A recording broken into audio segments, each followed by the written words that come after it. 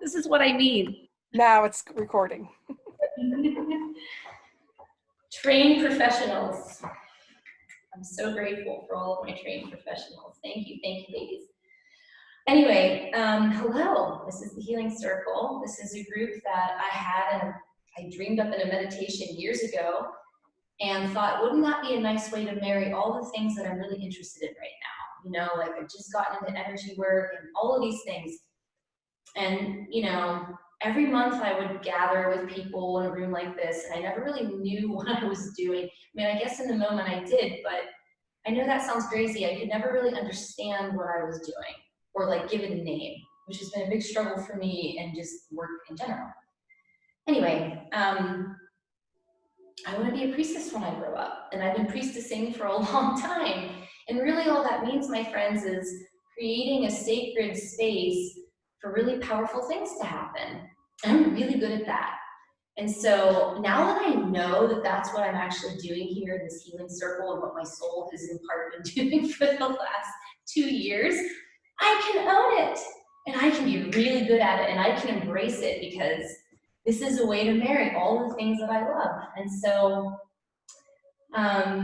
yeah, so I'll tell you more about where I'm headed on my journey at the end, but I just wanted to mention that because this is my first healing circle actually owning it.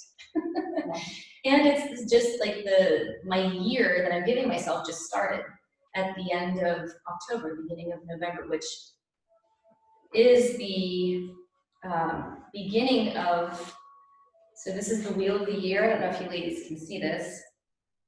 This is Samhain. This is Halloween, which falls at the end of October.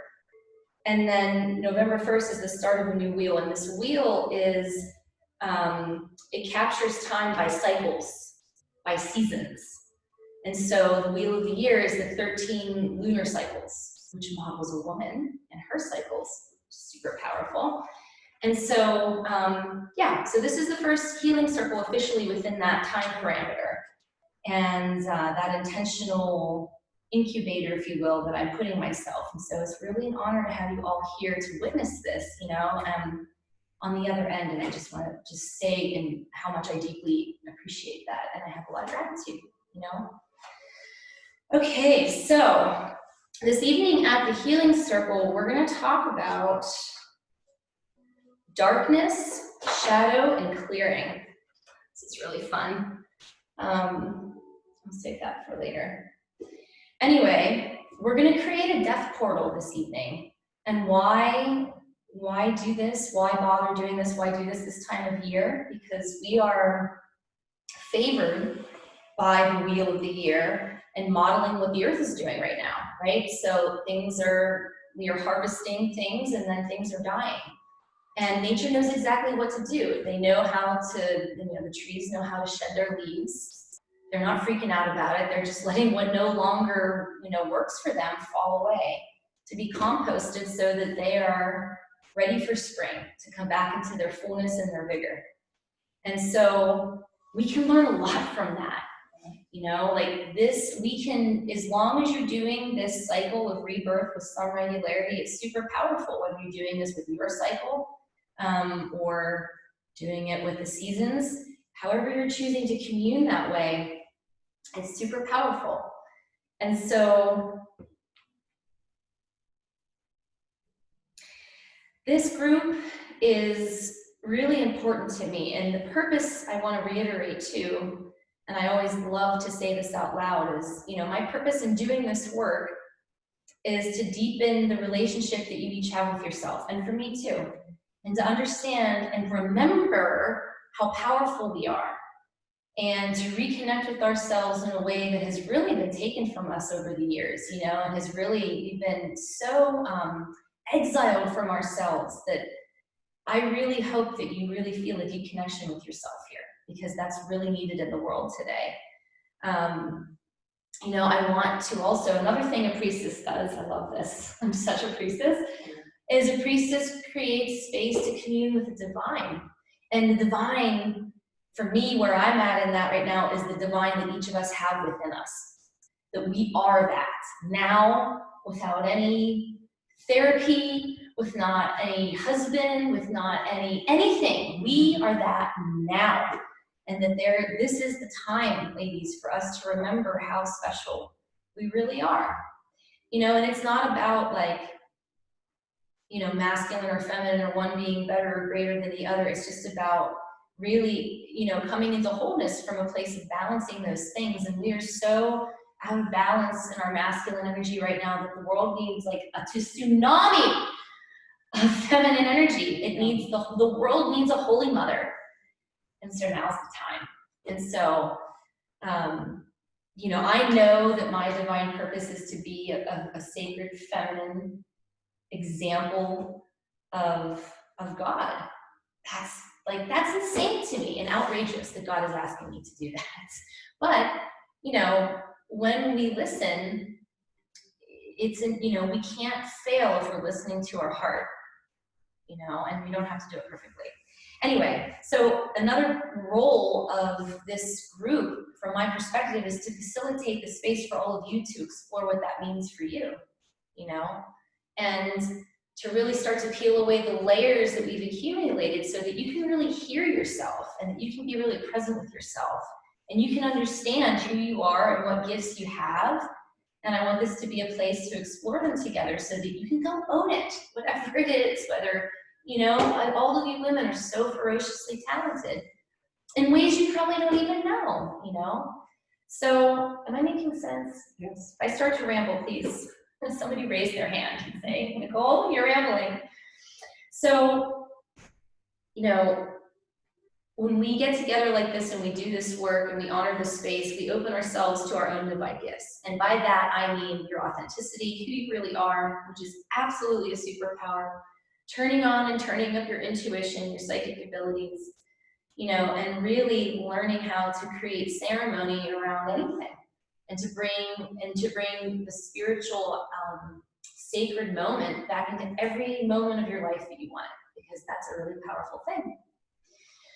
So now that we know what we're doing here, let's talk about what's happening in the world right now. So I love this. From now until, who's getting sleep? Who's sleeping like an abnormal amount, like unusual? See, for me, too much sleep can be a bad thing.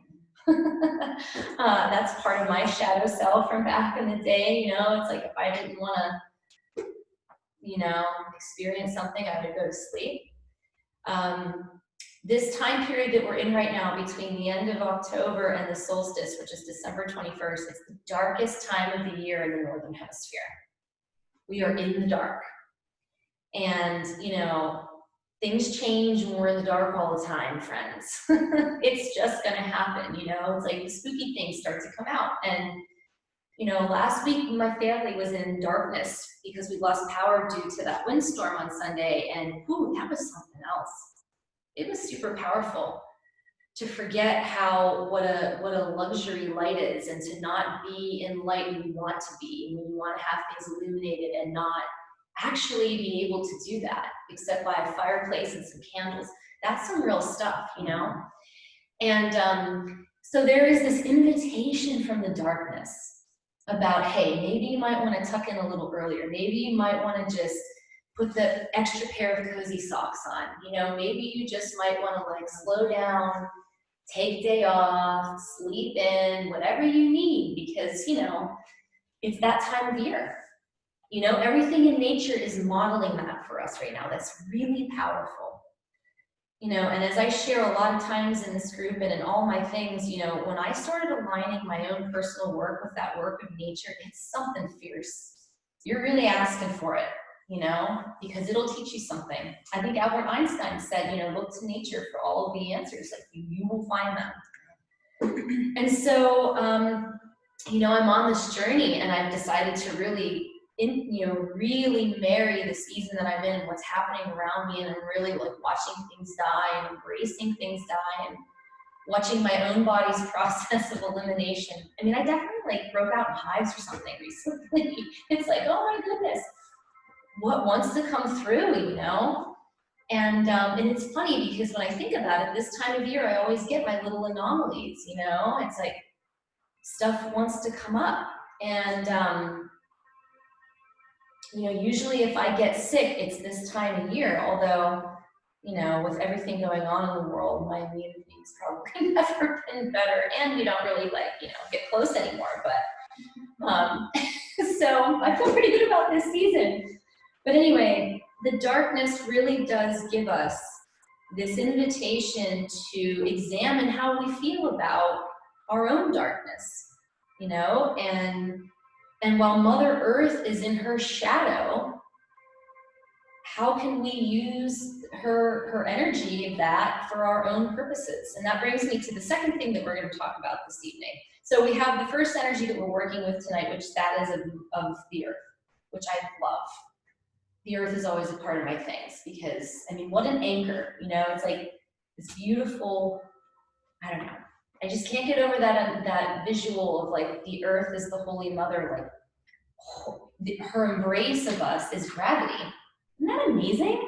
Think about that. It's like the earth pulling us closer, right against her, saying, listen, just tune in for a moment and you are grounded and recentered, and what else do you want to do today? Right. We could probably do it. I talk to the sunshine like that these days. You'd think I'm absolutely crazy, I'm telling you. Some days I think that's not such a bad thing. But so we have the earth and we have her darkness. And what that mirrors to us as humans, as, you know, earth and flesh, is our own shadow. And it's funny because shadow work is no joke. And if you've worked with me in any capacity, what I'm realizing is that we do a lot of shadow work. What I'm learning about the divine feminine is that is the darkness. That's the invitation into the darkness. The masculine is the light and the feminine is the dark, the yin and the yang. In the yang, how many didn't know that? That in the yin yang, the black is the feminine. Yes. And so when you talk about, this concept of the rise of the divine feminine, the sacred feminine, is looking at all those parts that have been really abandoned from us from a long time. And this is on a personal level and this is on a collective level. And the whole planet, the whole earth thing right now is doing its shadow work, and it's fucking awful. It's like toddlers banging around in the romper room everywhere. That's what's happening. People are losing their shit, and no wonder, you know what I mean? Hey, raising my hand up there too, you know, like it is what it is. And so what is the shadow exactly? The shadow is our unconscious. It's the part that, you know, we don't want to go anywhere near, but it matters the most because it is such a part of our operating system that we can't avoid it, okay? We just can't avoid it. And it's the part of our psyche that contains everything we feel ashamed of thinking and feeling. So anytime you punish yourself for anything, it's part of your shadow. Anytime you see something that's disgusting about somebody else, it's part of your shadow. It's every repressed idea, desire, perversion, impulse. It's where the shadows live. It's the tough part. And it is also the most profound healing we can do. Because if we can go to that place within us that really scares the Jesus out of us, and we can still look at that and say, hey, I love you, I'm here, let's party, or do whatever we need to do. You know, that's really where the miracles start to happen. And I have a lovely story to share with all of you this evening about this. And this is a really wonderful synchronicity that happened to me recently. So I've decided that I'm now creating I'm no longer a part of anybody else's mystery school. I've started my own mystery school, my own descent into the divine feminine. And I have a few people on my team, practitioner-wise, helping me, spiritually rewifing me, if you will. And I pulled a card from my divine feminine deck, and so what I'm trying to do is really start to incorporate my own practice and bring it into my work. Like, you know, okay, what goddess wants to come and work with me this week and has something to teach me? And I know that I'm heavily steeped in my shadow, and I knew that that's what I wanted to talk about here. But then I pulled this card, who is Inanna, and Inanna is I'll hold it up closer to the screen so you ladies can see it, but she is the queen of heaven and earth. And she has multiple different archetypes. She has multiple different names. So like Inanna is one of the first, what is it? She's one of the first recorded goddesses. She was Mesopotamian. So this is like ancient. And then we see her story again in the Old Testament as Ishtar and Tammuz. And you see her archetype continue to show up in Greek mythology, and you know the story is there throughout humanity. And it's also the story of Romeo and Juliet, because she and her cohort, at least in the Mesopotamian, the Inanna version of the story, they're like, how do I want to say this? They're prominent people, but for feuding polarities, okay? It's like Romeo and Juliet. And, but ultimately their family gives them the blessing and they're madly in love, but then Tammuz gets attacked by a wild boar and dies and has to go into the underworld. And so she's heartbroken and, you know, feels like life is over, and so she decides to descend into the underworld. And she has to go through what's called the 7 gates of hell. And at every gate, she has to relinquish a part of her spiritual power, part of her divine power, so that when she finally arrives at the bottom, at the like ground floor, so to speak, she's completely naked, completely vulnerable, and she's completely human. And so this is like an analogy also for what happens with us, is that we forget how special we are. We forget our divinity. We forget what we're here to do, which is really like evolve humanity and create a world that is everything we want and then some for all of us. That's really what we're doing here. And it's just very few people actually think that's even possible. But anyway, she really demonstrates that she was willing to relinquish her divine gifts, you know, because I believe there's a poem about this. It's called the, I'm doing pretty good without reading my notes actually. Her name is Sumerian for Queen of Heaven and Earth. She represents the power that comes back to us when we accept and integrate our shadow. There's a poem out there called The Descent of Inanna into the Underworld. And that's what she's modeling for us. She descends into the underworld, and what she ends up wheeling and dealing with, the story describes it as her sister, but in the end, it's really her shadow self. The evil sister that lives in the underworld that, you know, had killed her man, and the boar that came up, whatever.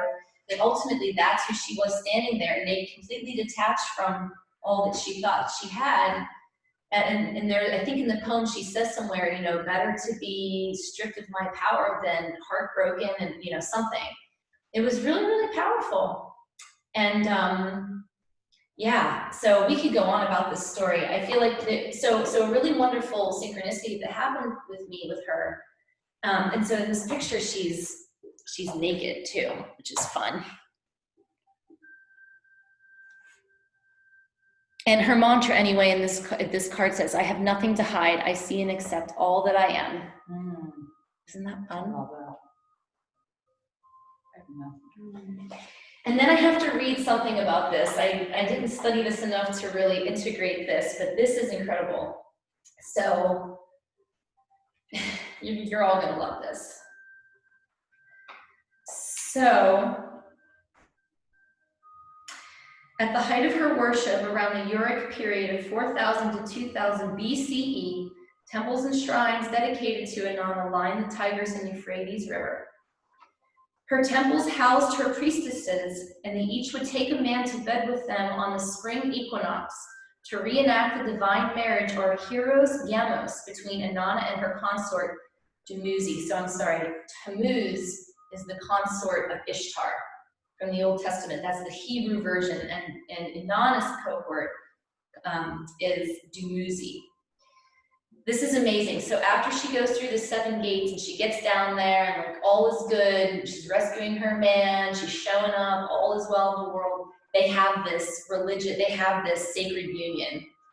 I'm imagining it's sexual in nature, which I'll read to you more about that, but that that sort of completes the story of like the sacred union of masculine and feminine, which, you know, really has to happen within ourselves first before we can do that with another person. You know what I mean? And so the hero's gamos is an ancient ritual of uniting the opposites from within, the male and the female, the light and the dark, and most especially heaven and earth. This theme occurs in accounts of Inanna's descent into the underworld to find her sister, Ereshkigal. She must take off an armor. Okay, we already talked about this. Inanna goes into the depths of her own unconscious to merge with her twin sister self.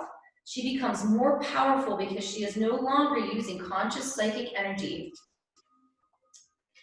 to keep her shadow or negative attributes hidden deep underground. She courageously descends and faces the aspects of herself that are hard to get to when she's fully dressed or cloaked heavenly in the ego. Inanna is an invitation to get naked. She wants us to drop our defenses. She wants us to see how holy and sacred it is to be vulnerable. As above, so below. This is an alchemical adage that suggests heaven and earth are not so separate. It suggests that within us, deep down in the dark cages where we place parts of ourselves, the truths that exist there also exist right here on the surface of our everyday lives. So, if we are exerting great amounts of energy to keep from seeing our shadow, it is actually playing a large role in our conscious life. Does that make sense? Can you read that again? Yeah, this is really powerful. Okay, so if we are exerting great amounts of energy to keep from seeing our shadow, it is actually playing a large role in our conscious life. So I want to pause here because here I go again, jumping around, but it's fine, it feels good. The energy in the astrology right now is all about, you know, this idea of shedding and rebirth, and also emotions. So the new moon was in Scorpio last weekend, and it was a doozy. It was a super moon, it was a doozy. It brought up, using the power of nature, everything in your shadow that you might not want to look at.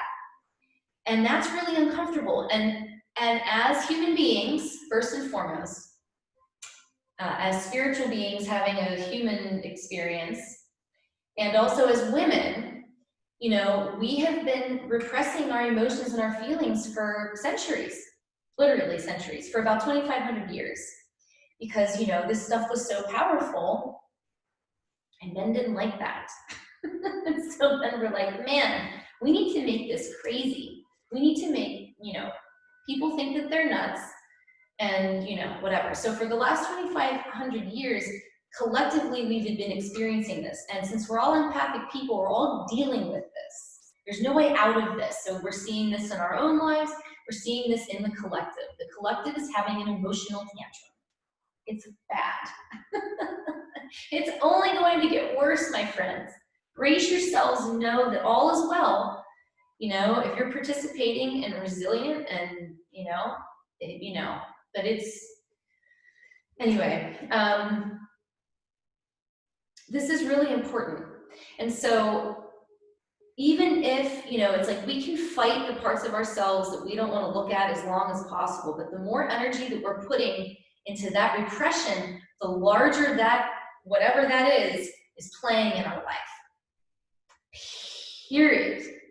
That's like quantum physics in terms of us and in the way that we're designed as human beings, spiritual human beings. Okay, and then this gets really good here, and then we'll be done with we will move on from Inanna.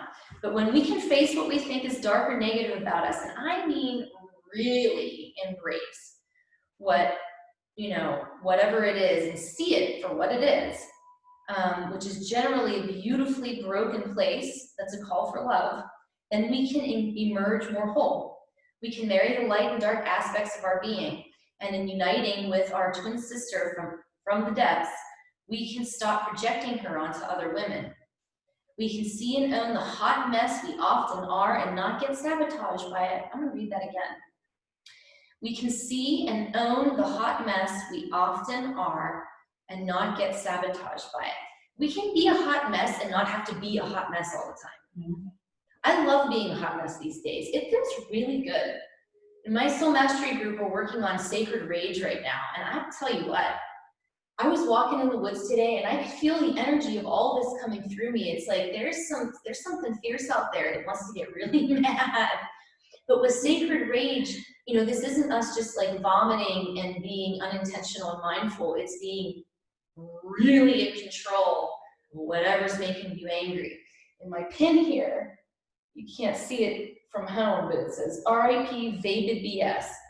And I think we all need to think more about that and what does that evoke within us? What is vapid BS in our life? That's the stuff that needs to die.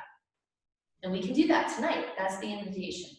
What do you need, you know? And we can't really bring our emotions, our rage, out into the world until we have done all the work internally to know that there is hardly any wounding or trigger there, so that I can just allow my rage to be my own, not about anybody else, about, you know, and to use that as fuel and passion for what's being, you know, what's necessary and what we're being called to do. Does that make sense? Mm-hmm.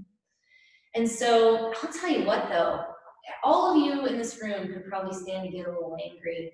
I love getting angry. It's a new thing for me. And there are really healthy ways to do that. But anyway, we can sorry, my eyes here. We can see and own the hot mess we often are and not get sabotaged by it. The light must cast a shadow, and the high priestess is the one who gets called to love them both. Amen, sisters. So that's why we're here. Love the good and the ugly. All of it, period. That, my friends, is self-love. Self-love is the loving the entirety, not the conditions, not the strict rules, not the anything. It's saying, you know what, we're doing the best we can, and that's good enough today. And yes, I'm in a bad mood. Stay the fuck away from me. I'm just gonna be owning my emotions over here. Sorry if you don't like it. Sorry if it triggers you. Sorry if you don't like my boundaries, but guess what? That's where we are these days. So that's that fierce divine feminine, you know, that you don't mess with her. And so I really invite you to explore that part of you too, you know, that part of you inside that really is like, I'm done with this. I'm done with this, and I'm done with that, and I'm done with how that makes me feel, and I'm done with this, you know, me giving my power to this person or that thing or this, whatever it may be. I don't care what it is. I love these stories because, you know, these archetypes live within us.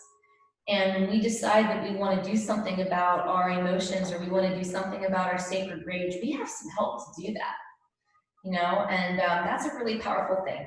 So we have the darkness happening with Mother Earth. Oh, I'm really proud of myself on the time here. We have Mother Earth helping us with her own darkness. We have the shadow concept that is evoked in the darkness that has to do with the divine feminine and emotions and whatever has been repressed within you, or however you've been violated, you know, just allowing that to become very real for you as best you can, at least starting to in this evening, you know, within the circle this evening, because that's the part that we're going to work with. That's the invitation. To really experience that part of ourselves so that it can move on, or that it can be transmuted, or it can be useful in some way. Some of you have a gold mine resting in your shadow. I mean, it's like that. We have the astrology right now that's helping us. The new moon in Scorpio that happened last week. You know, Scorpio is a water sign, and anytime we're dealing with water, we're dealing with emotions. And, you know, Scorpio is the last period before eclipse season, and eclipses are all about the shadow. That's what an eclipse does in astrology, is that it, you know, casts a shadow. That's exactly right. And so Scorpio is the best time of the astrological year to be doing this work. The Scorpio itself, and also this sign is associated with the Phoenix, the rising Phoenix. And both of those ideologies give us the medicine of being able to completely shed our skin and become whatever the fuck we want. And I don't care if you're doing this on a daily basis, a minute-to-minute basis, you get to decide. You can show up and be different every day, drastically different for all I care. As long as you're exploring every corner of yourself, you certainly have my permission to do that. I love that. Scorpions are no joke. The other thing that's happening around this time that I want to mention is that right after, I believe it's a few days into November, I'm not 100% sure, we have the Day of the Dead, which is most well known in Mexico, where people actually celebrate their deceased ancestors. It is a feast, it is a party. You know, those cultures really look at death as just the ending of a chapter, and that, you know, it's all good. It's just another, you know, it might not be in this exact body, but it's really powerful. And I'm sure that you've all heard that the time around Halloween is where the veil is very thin. And that's very true. We're in the shadows. We're like in the ghost part of, this is like ghost town in the middle of the year. This is also a really beautiful opportunity for you to commune and work with your ancestors, or if you have deceased loved ones. So I have a really powerful synchronicity about this that I'd like to share. And so we're going to talk a little bit more about this when we invoke our circle and actually go into the ceremony part this evening, because sometimes ancestors might not all ancestors are helpful. And so, you know, you have to do this with reverence, yes, but also boundaries, so that, you know, you get to decide. You always have to be in the driver's seat with this stuff. But, you know, I realized over the summer that I really have some gaping wound, you know, daddy issues, big time, you know, projected onto my husband. And, it's a sore spot, you know, and and I haven't done much work with my dad. I feel like I have, you know, but no, alas, alack, no. And so I was walking in the woods today and I was saying my prayers, my moving meditation, and I was like, all right, Dad, I'm ready to talk. I'm ready to do this. You know, we've both been avoiding it for a long time, you know, and the last time I spoke to my dad was in like 1998, I think. And he and I had just decided that I was really excited about going to college because I thought, you know, he no longer had the excuse of my mother for us not having a relationship. So I was really excited about this. So the first time we talked on the phone when I was in college, he went into this whole story. I'm not going to really go into that here, but it's kind of fucked up. But anyway, I expressed emotion. And I was like, wait a minute, no, there's something about this that's not okay for me. And he immediately was like, I can't, I have to go. It was like my little bit of emotion coming through the phone, you know, 500 miles away was too much for him. And he got off the phone. And that was the next time I went to reach out to and find my father was, oh God, like 8 years later, must have been maybe. And he had passed away. And so this morning on my walk, I'm like, all right, Dad, you know, I want you to know that we've got some work to do. And part of what my teacher has been telling me recently, my teacher and I are also working on the father wound, you know, and the aspects, the damaged parts. And this is really cool that, you know, we all have a masculine and feminine part. Well, they each have their own trauma. And they each have their own shadow. So it's like, great, like one isn't enough, then I have to work on a shadow for each of all of my, you know, masculine and feminine energy. But anyway, what was really cool was that when I was doing my work a little later, some time ago, another teacher of mine suggested I do the ancestry.com, and I did it, and I did not find it useful at all personally. I didn't learn anything new there, and maybe there was something I did wrong or could have done more, I don't know, but it wasn't something that clicked right away for me. But every so often, and not very often, I'll get these emails that are like, hey, you have a new match. And I stopped looking at them because, you know, it's all the same thing. I'm not learning anything, whatever. But today it was really cool because it was like, you know, you have a new match, and then it was just my dad's name. It was like related to my dad. And I was like, okay, cool, you're listening. And that to me is that is confirmation that I have been heard. Dad's showing up.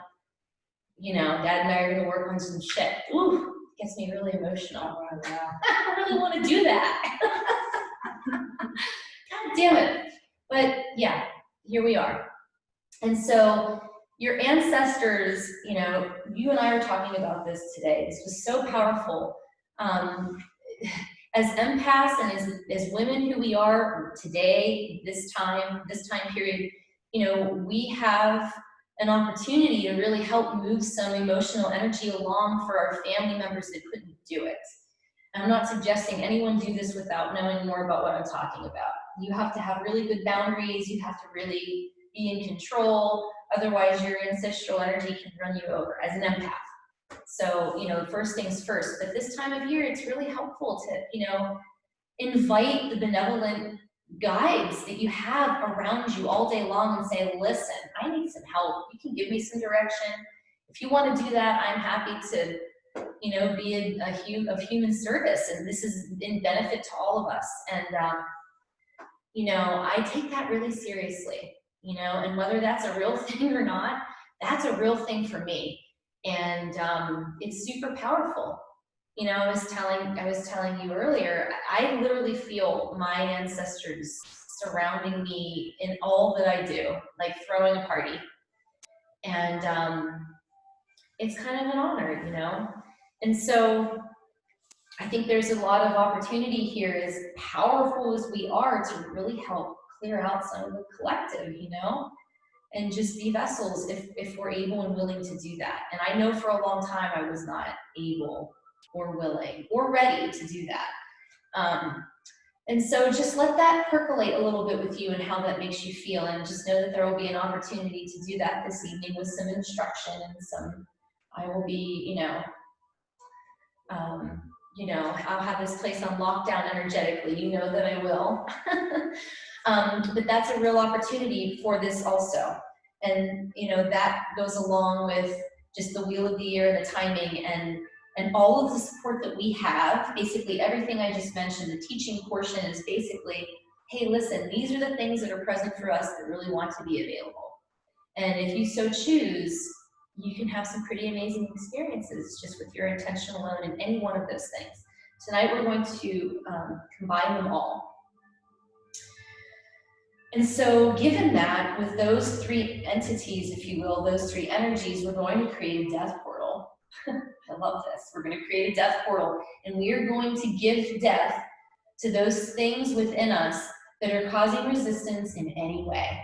And you might know what these things are, and you might not. It doesn't matter. Intention is so powerful. And, you know, the other thing that we do here at the Healing Circle is that we work a lot on relationship with the higher self, which is your spiritual aspect. It is your soul. It is the part of you that is God. It's perfect, that knows exactly what you need, from your diet to your job to everything about you. And we all have this, and that is where your intuition comes from. And the more we can commune with that part of ourself, the more aligned we are, and the more life works out, and the more we remember how sacred we are and how sacred every moment is. And so it really behooves all of us to like hang out with that part of ourselves. So in this particular group, that's really my goal, is, you know, make space for you to commune with the divine within you, and go to that place for everything that you're looking for, from safety to clearing to inspiration to connection. Whatever it is that you're looking to bring into your life, know that you can do that. The more you're able to start that process internally, you can't fail. You cannot fail. Isn't that great news? I want to do things where I can't fail. Okay, ladies. So as we get ready to kind of dive into our subliminal space here, I really want to invite you all to get cozy and grab anything that you may need. And I kind of had a complicated system of things that I wanted to do here. I'm just going to do whatever feels right. But for those of you who can't see maybe very well in the video, we have roses, red roses. I have this scarf, this beautiful purple scarf is a Hermes scarf that was a gift from my mother-in-law, which you all know. You all know. This is one of the nicest things I own. It's so decadent and luxurious, and I love it, and I've been making really good use of it recently. And I was playing in a creek all day with really good friends of ours last year on the hottest day of the year, and I found this antler in the creek. I walked right over it, and I'm like, oh my God, it's an antler. And then I had to go back for it, and I'm so honored to have this. Isn't this cool? You might not, and it's cool, this is my thing, but it's like the gifts from nature. I know that I mentioned I think I mentioned tiger's eye. The tiger's eye is a great stone to work with for those of you that are into crystals, because tiger's eye teaches us how to use our correct use of power. Man, I'm gonna do a workshop on that. Write a book about that, like correct use of our power. So tiger eye is a really powerful stone. Carnelian, because it reminds me of the root. And shadow work often has to do with our first 3 chakras. The father wound is associated with the 3rd chakra, the solar plexus. And us as women, we are wired to seek our safety exterior, or our safety outside of us, because we just want dad to protect us, And that doesn't always happen, And so anyway, the good news is that none of that matters, and that we have the ability to create all that we need to thrive and heal from pretty much anything. I really believe that. And so I want you to gather what's going to help you to become extra comfortable. Yeah. So any questions? I know I rambled a lot there. Is everybody ready? Yes. If I had more candles, I would totally turn off that light. But I can't do that. Someone will get hurt. I can't do that. All right, darlings. Oh, another really cool synchronicity, because I really want to share this with you. I pulled that card of Inanna, and I had no really idea who she was. I knew that she was someone that was vaguely familiar, but then I started reading about her in the book, and I'm like, oh, so funny that she's the shadow. Like, of course you are, And then I'm reading this book at night. So Kate Gross, she'll be so proud of me, because I'm reading a lot of books right now. And, oh God, this book, let's put her up here. And this book talks about a one woman's journey of awakening her priestess self. And that very night after I pulled this card, I read like the actual chapter story of Ishtar and Tammuz, which goes into all the details of her. And I was like, you can't make this up, that's super cool that I was at both points in 2 separate mediums about the same thing, and felt if we had more time, I would read this to you. This is super powerful. Maybe I'll do that in Sovereignty. It goes in specifically what divine power she gave up at every gate in hell, and it's just so powerful. But anyway, all right, my friends. So I want you all to come into a comfortable position. And for those of you who are present here, are you okay if I come around and do some energy work? Sure. Okay. And for those of you at home, I'll be doing energy work for you too. So here we are in the darkness. I want you all to just experience a few moments with your eyes closed. What that initial darkness evokes within you.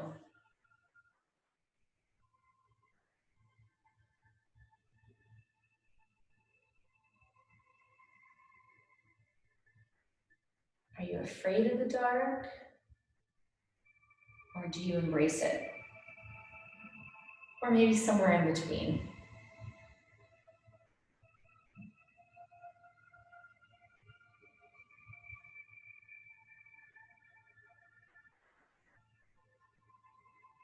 As we begin here this evening, we take a moment to really come into our body.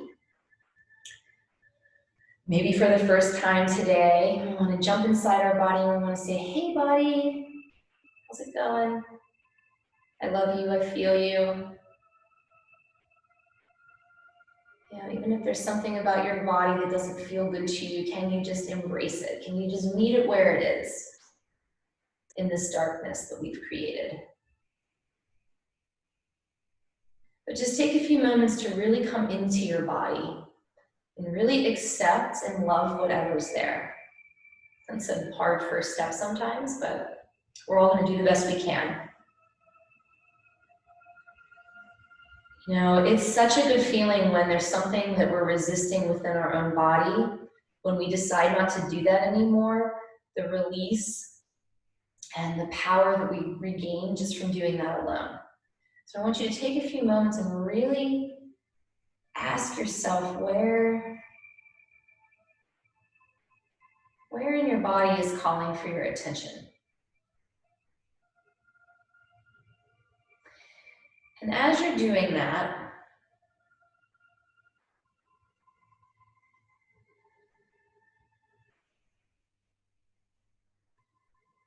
just watch and feel yourself settle. Really, half the battle is getting to this point. Once we get here, sometimes I think we can be amused at how effortless this can be. It can.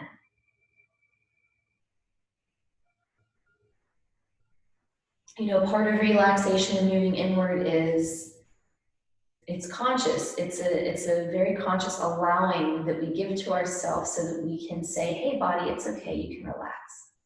We're safe. All is well in this moment. You know, and you can trust that your body, just like your spirit, isn't going to really give you anything that you can't handle.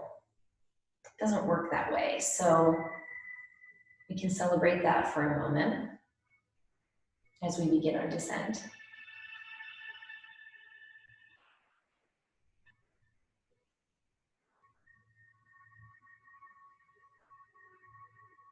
And next, I want to invoke this beautiful white circle of light around us as we begin this invocation.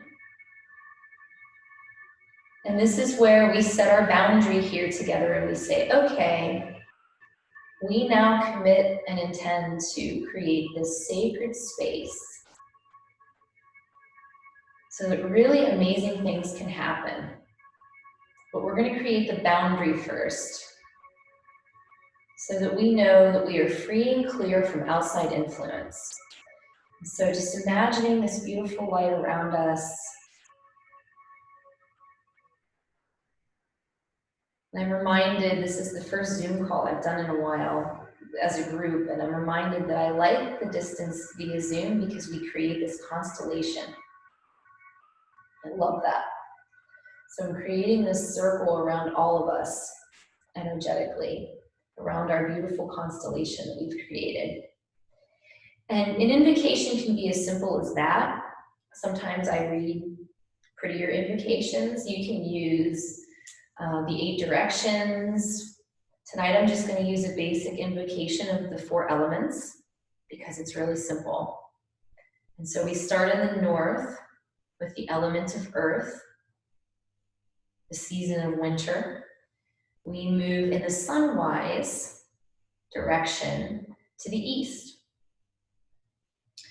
The east is also very masculine. It's the element of air.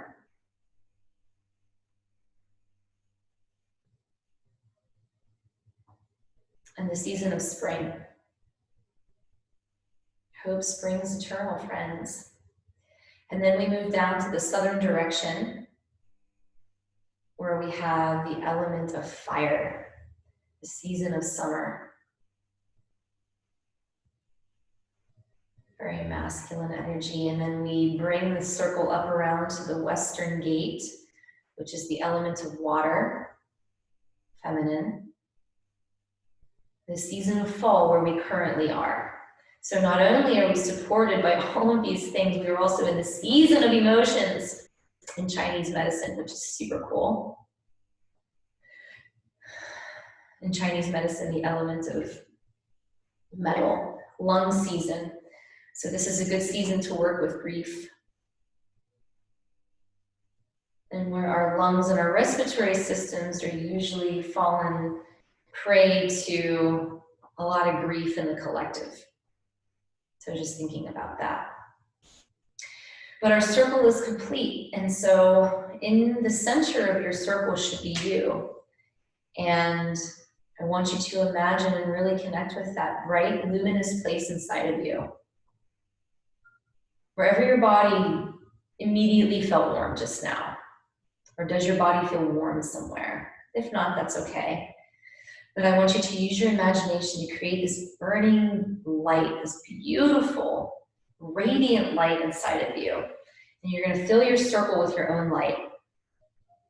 And you're going to say, okay, everybody, back the fuck up. This is my space. And I welcome benevolent guides, guardians, ascended masters, ancestors, elementals, anything else I can think of, as long as you are aligned with light and love and you have my best interest and my highest good and for the highest good of all. And that's it. You can help love and guide and support us from outside of our circle so that we are free and clear from any outside influence. And that can mean even from people or entities or spiritual allies that wish to be helpful but may not understand boundaries. So now that we have this beautiful sacred circle around us, I just want you to enjoy being sovereign in your own space for a few moments. And just notice any subtle differences in your mind or your heart or your body that feel good being in your own space. You can also take a moment to welcome any of those guides or guardians outside of your circle. Perhaps you're feeling some intuitive messages there. Some of us see things, some of us smell things, some of us feel things. You can experience these things in a multitude of ways, so just be open for that. Know that you are safe in this place. And with this celebration of our own light and our own container that we've created, we set the intention to connect with our own darkness, with the collective darkness this evening, commune with our own shadow, and most importantly, give death to what needs to go.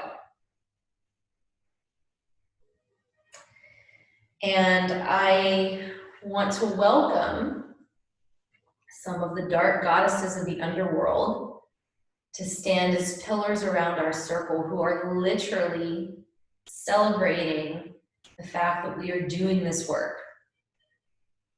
And so we can imagine Inanna and her beautiful naked body with her wings. And we can welcome Kali, the mother of the universe, the Hindu goddess who breaks through illusion and slays demons with her sacred rage.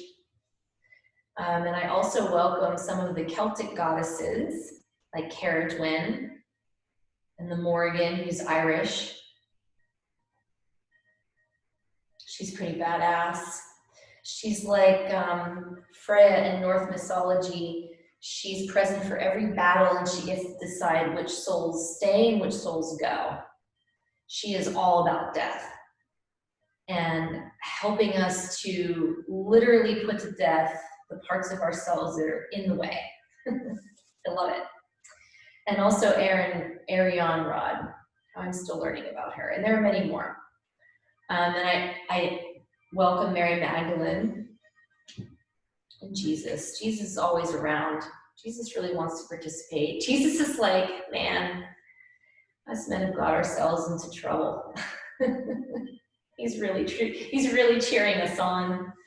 But I really invite the energy of the Magdalens. I learned this week that to awaken your Magdalene self is the same thing as awakening your Christed self. It means remembering how special you are, not necessarily associated with one deity or another. That's what Christ consciousness is. It's that we're all God.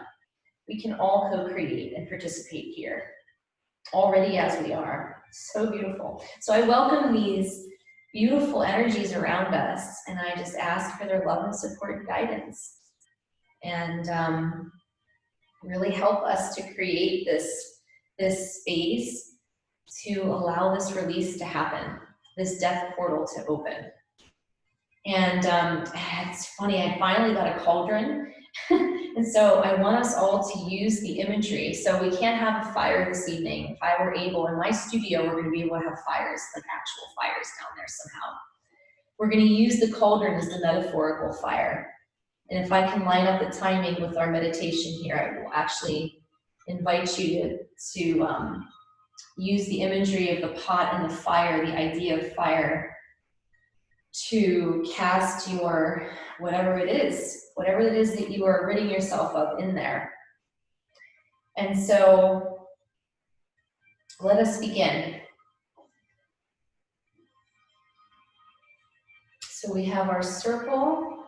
So I may get up and open the window because it'll get really smoky in here. The last thing I want to do is like set off a smoke alarm with my pretend fire. And so ladies, really just taking a few moments to enjoy your personal space. I am going to try to shut that light down a little bit as I'm opening the window. And I want you to really put yourself in the center of your circle. Continue to drop your awareness inward, finding a comfortable, dark place inside.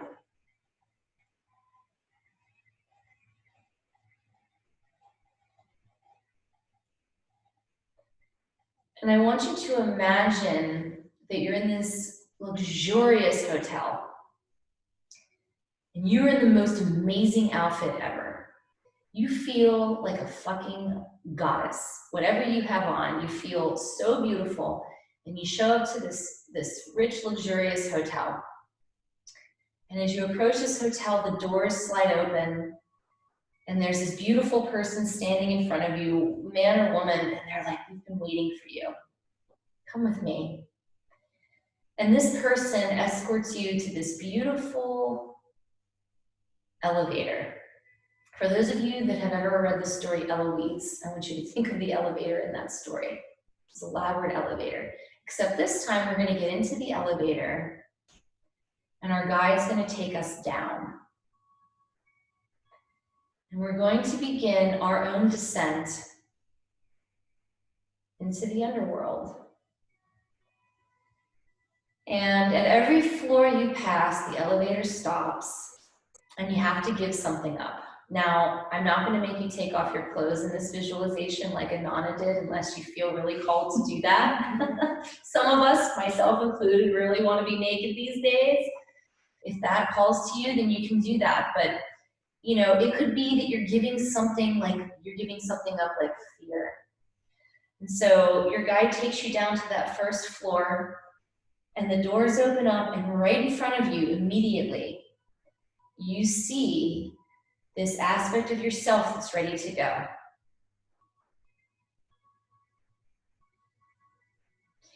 And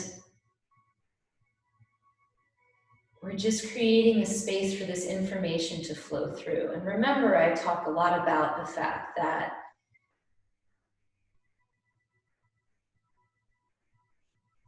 this is a story, a journey that you're creating for yourself. For a long time, I didn't think that I was being intuitive because so much of what I was creating came from my imagination. I remembered that I learned recently that imagination is a childlike superpower. It's one of the fiercest manifestation tools you can have, and it's really hard as an adult because we lose that ability as a child. So take yourself on your own journey. And even if you're not having these burning bushes jump out at you when you open your elevator doors, it's all good. Just understand that just in the very act of inviting this, energy exchange with yourself in this way is so powerful, it's totally enough. So your guide then takes you down another level.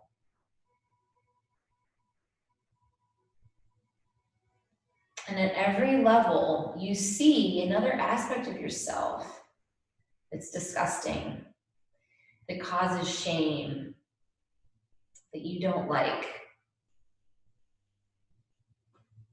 And again, we can find these things about ourselves and things about others that drive us crazy. You know, the things about your spouse or partner that you despise the most, those are good places to look.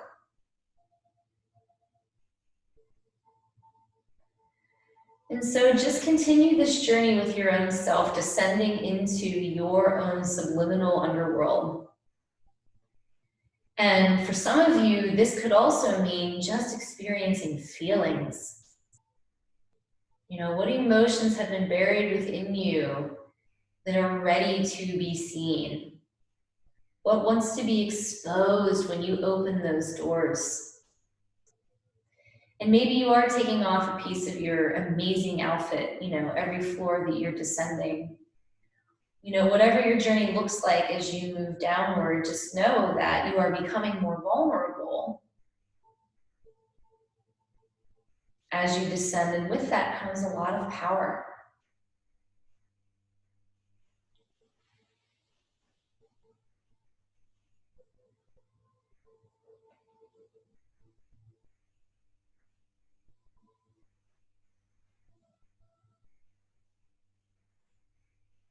But I'm going to move around a little bit right now, and you're going to hear me doing that, but I really would like to invite you all to continue this journey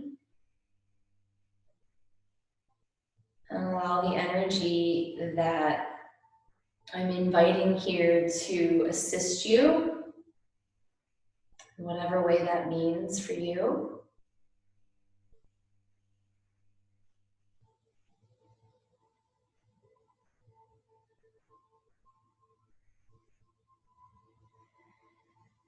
And as you see these aspects of yourself that might be hard to see or might be hard to feel, can you send love there? Can you take part of that radiant light that we reconnected with in the beginning? And can you bring some of that light? Can you say to these parts of yourself, I have nothing to hide. I see and accept all that I am. I give death to any and all resistance to my power, my purpose, and my highest good.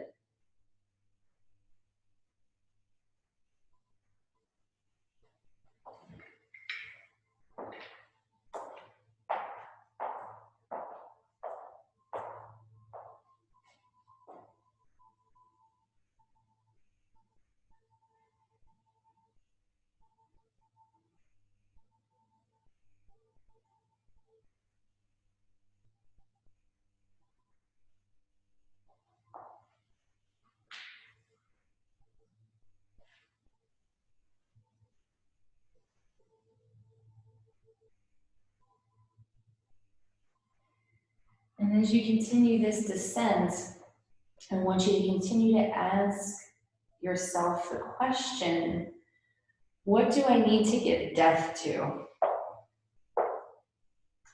What am I ready to leave in 2020?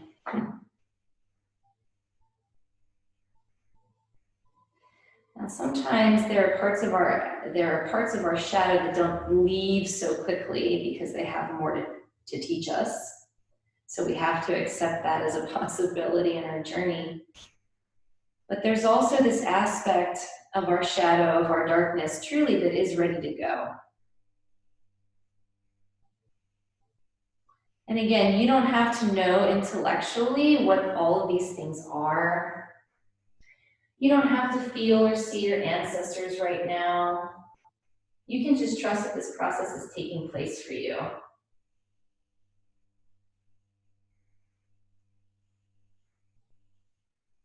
And when we truly let our minds off the hook,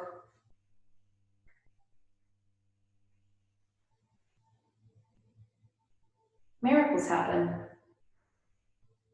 And divine intervention can take place.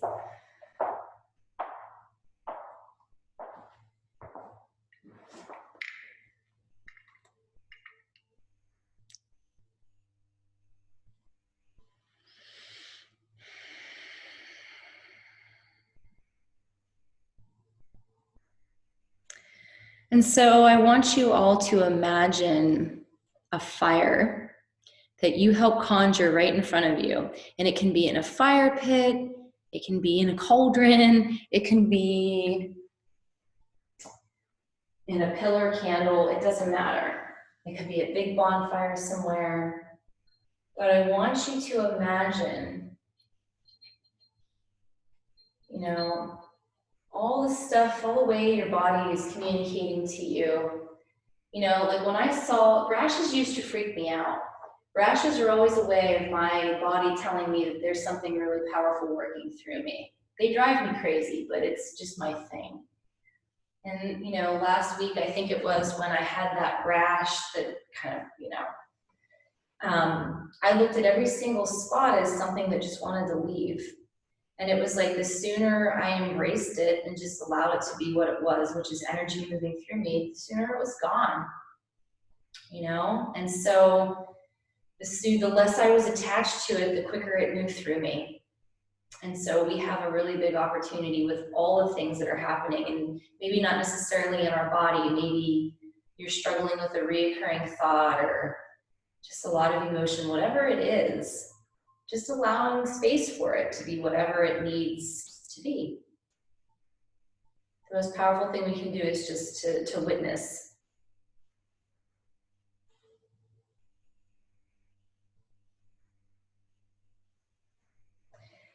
And so, ladies,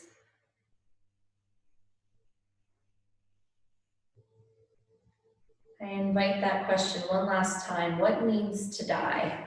What do you need to give death to?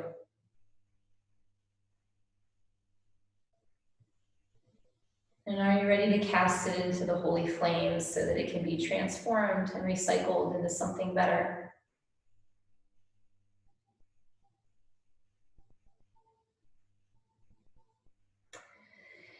And I want you all to, I'm going to repeat this affirmation once again, and then you can either say it out loud or you can say it in your mind's eye, but wherever you're saying it, make sure you're saying it with conviction. This is also, it's so powerful to use your voice, so I really invite you to say it out loud if you feel comfortable to do that. It's funny, like we talk about spells and witchcraft, but it's, you know, when you're speaking, you're naming your intention, and that alone is enough, and that alone is powerful. And so I really invite you to use the power of your own voice. I have nothing to hide. I see and accept all that I am. I give death to any and all resistance to my power, my purpose, and my highest good.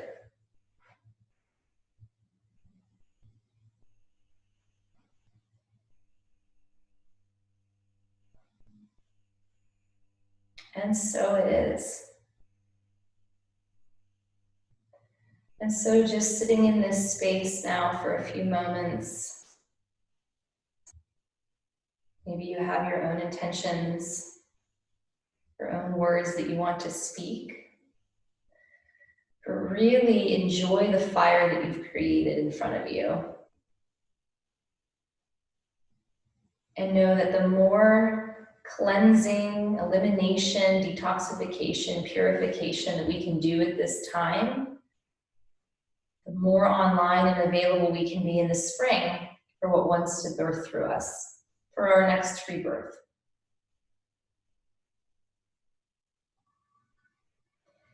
And so bringing yourselves forward now, just taking a few deep breaths and really allowing the body to process anything that it wants to process or communicate anything to you while it has a captive audience. Taking a moment of gratitude always for our bodies and our spirits who continue to show up to this work, and our willingness and our courage to look at these things and to sit in darkness and to support one another in this process. And really taking a moment to thank our family of light, all the guides and guardians that have been present for this work. We ask that you continue to love, guide, and support us with all of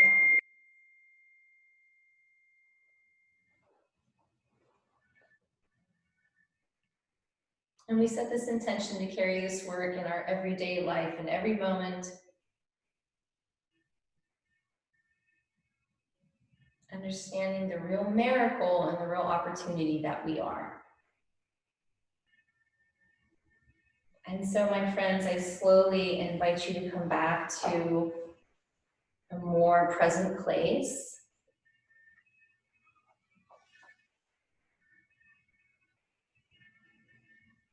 I definitely picked an interesting channel for my first night to use music. I don't know if you folks at home have been able to hear the music, but how's everybody feeling? So what I'm going to do now is, before we open up the space for sharing or questions or discussion, communion, if you will, I do want to say some closing remarks and then stop the recording, because I don't want the recording to be a part of or I don't want sharing to be a part of the recording. So, and there's, again, no pressure. If you don't have anything to say, that's okay. But I just want you to have the most private space in order to do that, should you decide. So I hope that was helpful. I hope that was helpful. I want to tell you all one thing, and that is this journey that I've decided to do. I'm really excited about. It's all I can think about. It's all I want to do. I'm really excited. I'm like a kid in a candy store. But I've decided to give myself the turn of a wheel in one day. And I'm taking out all the stops. You know, I'm doing everything that I possibly can to, just like this said, to give death to any and all resistance to my power, my purpose, and my highest good. That's what I'm doing. And I'm already underway, and it's super powerful. And I've long been told by the powers that be that I have to share my story, and you know, blah blah blah blah blah. You all have heard this a bajillion times. Well, I think I'm kind of finally ready to do that. I think I'm at a point where it's, you know, and I don't know what it's going to look like, but I've decided that that I'm a priestess, and I've got to learn what that means, and I'm going to give myself a year to fully embody and own that. And so I'm going to start this. I'm going to start sharing about it. And I think I'm probably going to take videos, and I'm probably going to write a lot. There's probably a book somewhere that could be born here, but that I'm really just recording what I'm doing for this year. Everything from, you know, the work that I'm doing in NET, to my womb healing, to the work with the sacred feminine, and, you know, also owning this work that I feel very called to do, and doing it unapologetically, which is like terrifying to me, but that's where we are. And I'm calling it, so it's funny, I've been making these, like, my own personal books forever. I don't want to take the time to share about all this right now. Let me keep this brief. The journey is called The Awakening of a Priestess. One turn of the wheel in one day of healing, awakening, and empowerment of the sacred feminine. And I think this is going to involve me dressing up in costume like goddesses, and really embodying some of these archetypes, and you know, telling my story from that place. And I think this is going to happen through sovereignty. This is like all I want to do. And so, you know, within that container becomes how I become of service. And sovereignty is a group that is small and intimate, and very sacred to me. And I realize now there's a reason for that, because I can't do this unearthing in front of a lot of people. I don't really want to do that. And so I really just invite you all on this journey with me. And this isn't about you doing what I do. This is just about you watching another person in solidarity. We're on this journey together of like everything that I'm going to do to totally own my power. And I think the more that we can talk about that and normalize that journey, the greater for the collective and the greater for all of us. And so I'm really excited about this. And you know, I'm not even really that organized around it except in my mind. But anyway, I wanted to share that with all of you. And I'm grateful that all of you are in this community. And, you know, I am so open and receptive to, you know, what you're needing in this community also, and how I can be of greatest service. And so I extend that invitation to all of you. It's gonna get really fun. We're gonna have a party of some sort. So I wanted to mention that. And, you know, so the one last thing before we turn the video off. I told some of you about this, I think it was in the Soul Mastery group, that, you know, I'm committing myself to certain forms of divination. And divination is where we use things to help give us information. It's a way to communicate with our spiritual self, our intuition. Tarot, using a pendulum, you can scry with tea, that's fun. You could I mean, there's all kinds of things you can do. There's so many different things, but I've committed myself to learning about the runes. So the runes are these, did I not? Yes, I did, hold on. Try to right there. Is it on there? Book. Are you talking about the book? No, not the book. The actual rune that I pulled for this group earlier. So I was like, listen, give me a message for the group that would be relevant, this, that, and the other. And this is the one that I pulled. It's called Hera. It's Jera. And what's crazy about this rune is that it stands for the harvest. And I can't make this stuff up. So I'm gonna read this really quickly because this is amazing. Take what you need from this and leave the rest. This is one of the runes that doesn't have a reversed. Doesn't matter how it's picked up. But it's number 13. Oh, that's so funny. Real quickly about 13. 13 is the turn of the wheel. 13 is the turn of the wheel. That's how many lunar cycles are in a year, not Gregorian time, but like Earth's time. A woman has 13 cycles in her period every year. Friday the 13th used to be a day to celebrate the divine feminine because Friday is associated with Venus, which is feminine, and 13 is also feminine. And the fact that Friday the 13th has become bad luck was totally like a lie of patriarchy. It was a way for them to associate the power of the feminine as evil, as witchcraft. And so I brought my pentagram today because you know what? This is another thing that has been given a bad rap. It's associated with fucking Satan. And you know what? It's a lot more than that. It's just anyway, I wish that we had more time and I would dive into that sacred rage, but whatever that evokes for you, good. Good. That's what we're doing here. No more vapid BS. It's really funny, this whole thing. So this is the rune of harvest, fertile season, and 1 year. A rune of beneficial outcomes, Kiara applies to any activity or endeavor to which you are committed. So also, ladies, another invitation too here, we are giving death to certain things, but what also are you committed to right now? Be aware, however, that no quick results can be expected. A span of time is usually involved, hence the keywords 1 year, symbolizing a full cycle before the reaping, the harvest, or deliverance. You have prepared the ground and planted the seed, now you must cultivate with care. To those whose labor has a long season, a long coming to term, Kiara offers encouragement of success. You can't fail if you're... Love it. Know that the outcome is in the keeping with providence and continue to persevere. Remember the old story about the farmer who was so eager to assist his crops that he went out at night and tugged on the new shoots. There is no way to push the river. Equally, you cannot hasten the harvest. Be mindful that patience is essential for the recognition of your own process, which, in its season, leads to the harvest of the self. So, you know, me inviting you into this very vulnerable journey with me over my next year, you also have the same, the same ability to have your fertile season, your harvest. What are you starting with now to put into the ground or the cauldron? What are you giving death to? So that you can make space for what truly wants to come through you, what is truly your authentic expression. And in doing that, you cannot fail. So beautiful. So I'm glad I remembered to do that. Any questions? Okay, so I'm going to turn off the recording now.